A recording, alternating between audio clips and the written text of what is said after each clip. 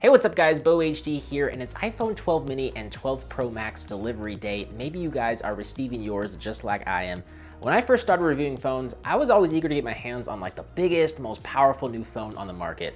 But over the years, as big phablet phones have become the norm, I feel like I'm starting to gravitate more towards the smaller flagships, which are few and far between. So that's why I was pretty excited when Apple announced the iPhone 12 mini, which is basically just a smaller iPhone 12 without really any major compromises. Now, all the new iPhones this year have smaller, thinner boxes, but the iPhone 12 mini is by far the smallest. I would say it has to be one of the smallest phone boxes I've ever laid hands on. Lifting off the top of the box, we'll find the blue iPhone 12 mini. So I went with the gold iPhone 12 Pro earlier a couple weeks ago. So this is the first time seeing the new blue color. And I gotta say, I'm definitely a fan. It's definitely the best shade of blue that Apple has gone with on an iPhone, in my opinion. I really do like the darker shade we have here. But part of the reason why this packaging is so minimal is because there's not much in the box. We have a packet containing a SIM card, ejector tool, there's a sticker, and a get started guide. Then we have a lightning charging cable, and that's it. There's no 3.5mm to lightning headphone jack adapter, no charging brick, so hopefully you have one of those at home, and no earpods of any kind, wired or wireless. Sadly, there's none of that. But my first impressions of the iPhone 12 mini pretty much just confirms what I expected.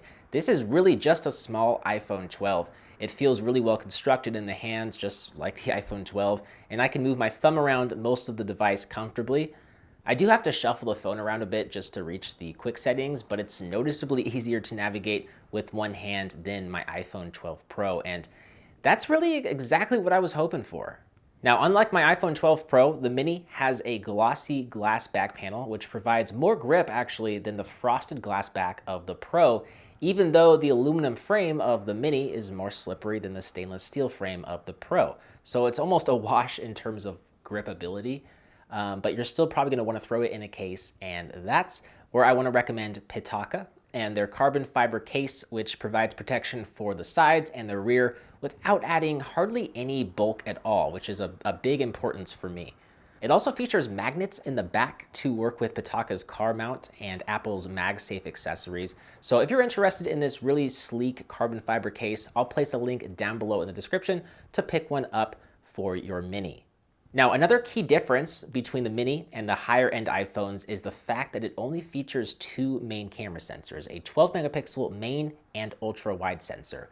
You also don't get a LiDAR sensor for nighttime portraits or support for Apple's Pro RAW photo mode. Other than that, it's gonna be pretty darn similar. My biggest concern going forward is that I won't enjoy consuming media or browsing social networks nearly as much as on my other larger devices. So I'm gonna have to just use this phone more to come to a verdict on that. But the whole point why I wanted to use this phone in the first place was because I don't want to have to use it a lot in general. And I want it to be small so I can just whip it out of my pocket, fire off a text or two really quickly with one hand while I'm, on the go, trying to be productive, definitely not procrastinating. What I will say is, technically speaking, the iPhone 12 mini's display features a higher pixel density, so content will look marginally better than on the iPhone 12 and 12 Pro. It just, it's not going to be as big, so, that could ruin the content consumption experience a bit. And it's also worth noting that it doesn't get quite as bright as the Pro models, but it will match the peak brightness of the standard iPhone 12.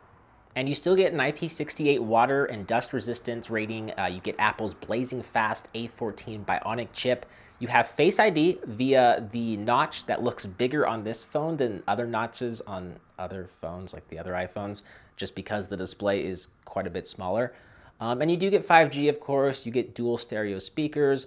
The battery life is gonna be another concern of mine because there's only a 2,227 milliamp hour battery inside, which is one of the smallest batteries of any phone I've used in years. If this were an Android phone, and I don't mean to bash Android here, but I wouldn't have much faith in it because Apple they control the hardware and the software, and they have optimized iOS so well that I'm really not too concerned about battery life, but it's something I'm gonna have to keep my eye on.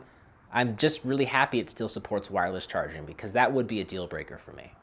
So if none of the reasons I mentioned make you interested in the iPhone 12 mini, Perhaps the price will, because it's officially the cheapest new iPhone 12 model of the year, starting at $699, which is $100 less than the iPhone 12, $300 less than the iPhone 12 Pro, and $400 less than the iPhone 12 Pro Max.